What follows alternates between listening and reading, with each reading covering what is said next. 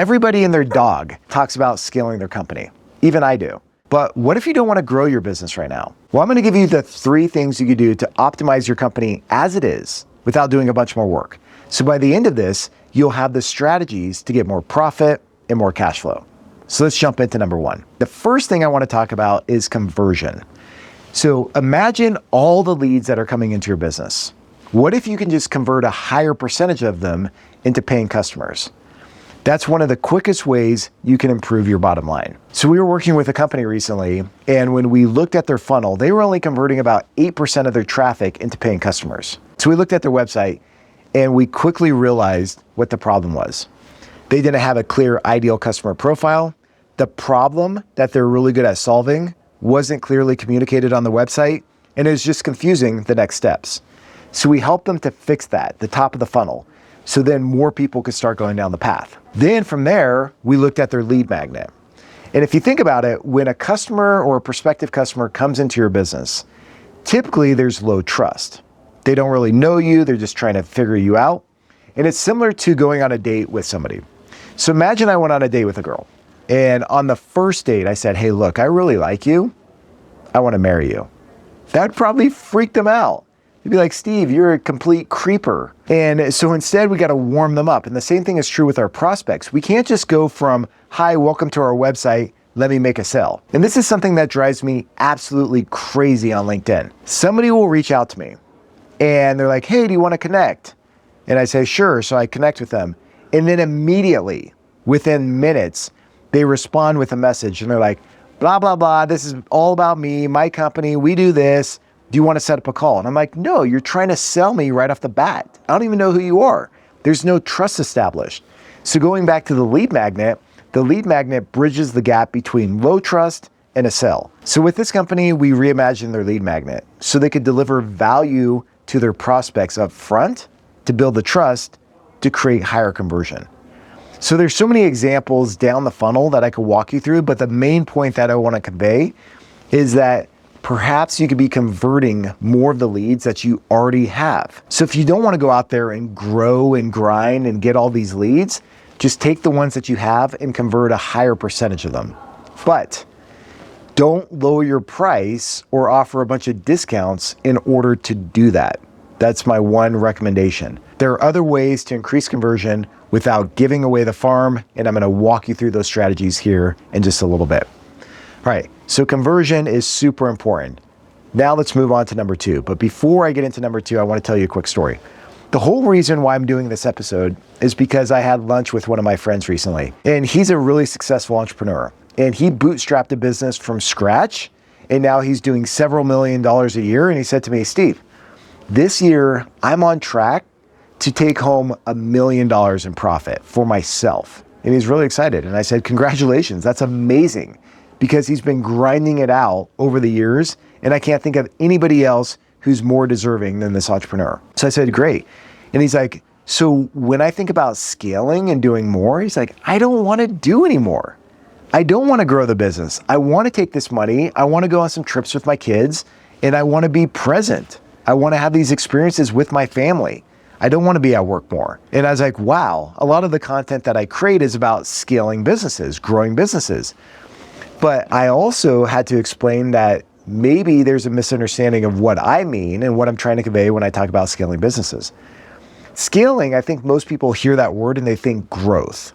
Do more work, more hours, more energy, more capital, more grind. But when I talk about scaling a business, oftentimes what I'm referring to is putting in place a system to automate, to optimize, to delegate, to outsource, to just improve efficiency, to improve what goes into the business and what comes out, to improve the output, in other words. So scaling is about putting in place a system so you can grow the business without more chaos.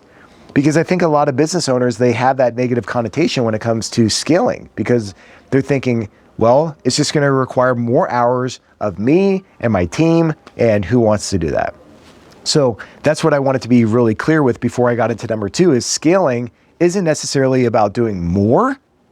In my opinion, it's about doing less. Another quick story is when I was a CFO of this $1 billion company, I went to go turn them around. One of the first things I did is I wrote on this giant whiteboard in our little huddle area, I wrote simplify. And that was our whole mantra in the business. I was like, we're going to reduce our chart of accounts. We're going to simplify our reporting, and we're going to cut all activities that aren't driving value. That's what I'd say over and over again. So it's simplify. And so I think you can scale your business and you can simplify it in the process. So that's just a little side note there. So when I was talking to this business owner, I said, that's great. I think you're in a really good spot. You grew your business quickly. He was probably really burnt out because he grew his business at an accelerated pace. And I said, now you can really dial things in your business and just improve your bottom line. Because I don't know about you, I don't want to go out there and do more top line revenue because I don't need that to build my ego. I don't need to be like, oh, I run a $100 million company, but I make $1 million in profit. I'd rather say, I run a $3 million a year company and I make $1 million a year in profit. So it's all about the bottom line. So when I was talking to this owner about optimizing his business, I said, one of the biggest areas you can improve on is the second point that I'm going to get into, which is your offer. Your offer is what you're selling out there to prospective customers. It's the solution to their problem. And if you think about it, it all comes down to how you package it and how you communicate it. So for example, my wife and I are going to Japan here soon, and we have to board our dog. So we have to take it to like a dog hotel or whatever you call it.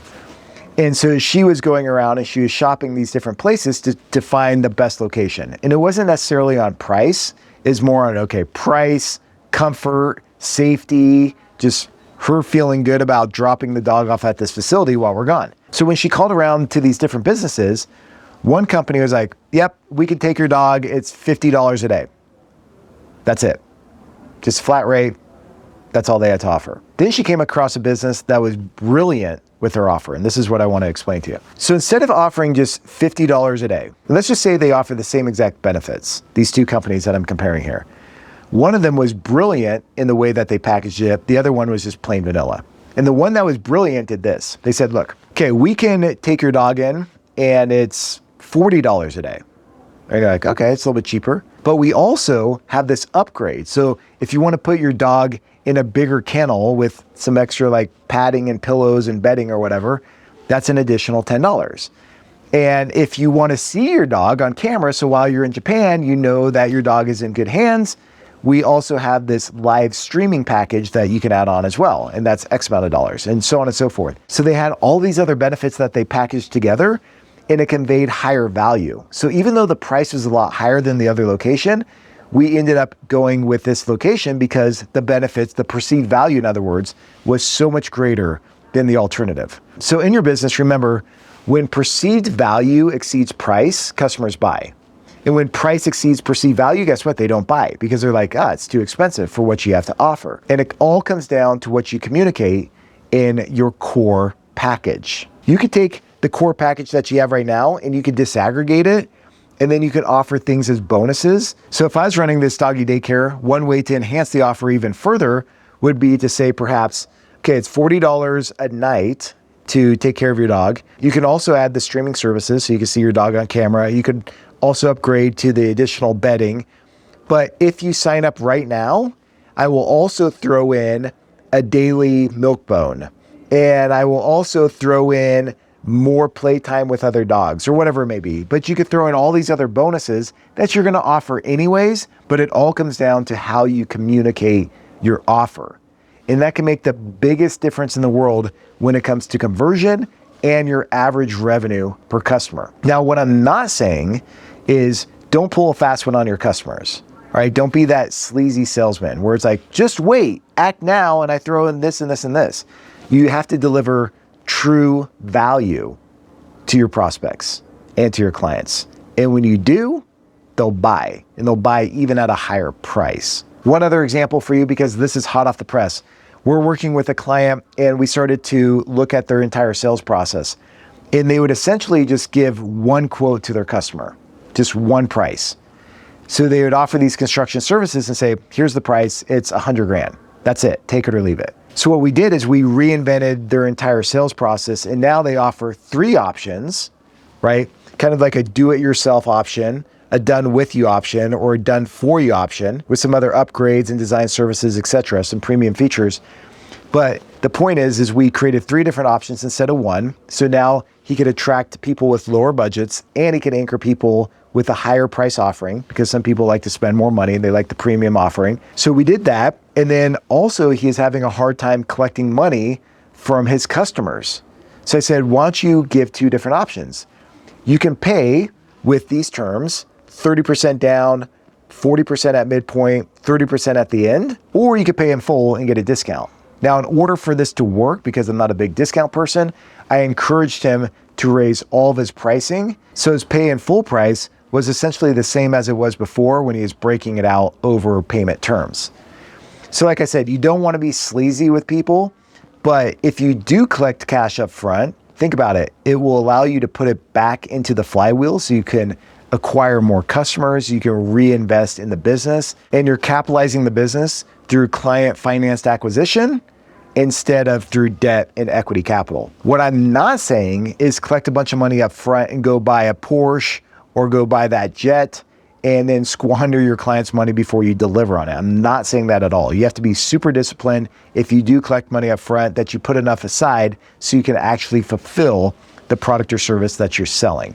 But you can see here, by changing your offer, changing the options, changing the payment terms, you can increase your conversion and you can increase the amount of cash that you're bringing in to the business. Number 3, the third way to optimize your business is to know your numbers. And I've talked about this before, but it comes down to the unit economics of the business and the value drivers of cash flow.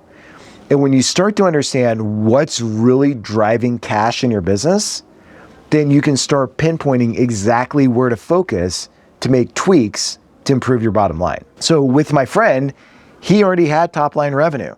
He was already bringing in $1 million in profit. But very quickly, I identified a few areas in his business that he could tweak without doing a bunch more work, and he can improve his bottom line. So what if you can add another $100,000, $200,000, $300,000 to your business, or perhaps $1 million, $2 million, $5 million more to your bottom line just by making a few tweaks here and there and not even doing extra work? How amazing would that be? Which gets into the 8 levers of cash flow, which includes volume, price, your cost of delivery, your cost of goods sold, OpEx, which includes your overhead, and then it gets into accounts receivable, inventory, accounts payable, and your capital expenditures. That's it. Those are the 8 levers of cash flow. Now there's some minor ones with prepaids and other working capital accounts, but they're pretty immaterial. Those are the 8 main levers to pay attention to. And like I said, when you know your numbers, when you understand the unit economics of your business, when you're tracking KPIs, when you're reading financials, and then when you're changing your behavior, you don't have to go out and do a bunch more work. You don't have to go grind. You can make more money with what you're doing right now. So those are the 3 levers. Improve your conversion rate, especially with your funnel. Next, improve your offer so you could get more money. You could upsell, cross-sell, downsell, and improve the revenue per customer. And then third, you can understand what are the levers of cash flow so you can make minor little tweaks in your business to improve your overall return on invested capital and your cash. All right, that's what I have for you today. Take care of yourself. Cheers.